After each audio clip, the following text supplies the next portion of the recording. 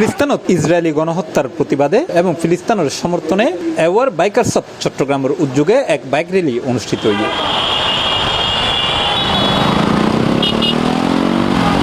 জুনের 5 তারিখ রেলিগো নগরীর 2 নম্বর গেট এলাকাতুন ফ্লাইওভার দিয়ে নামি জিসি গুলফাহার ও মেহেদিবাগ ও এর কাজিদরি আয়ের শেষ হয়, যেটা উগো মানববন্ধন অনুষ্ঠিত হইল।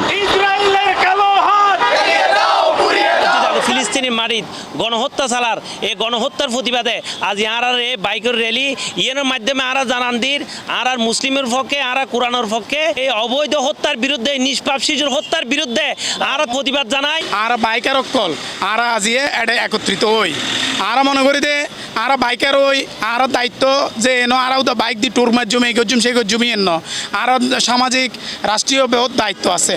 এখন আর এটা তো প্রতিবাদ জানায় যাতে অবিলম্বে ফিলিস্তিনের মধ্যে এই হত্যাকাণ্ড বন্ধ হয়।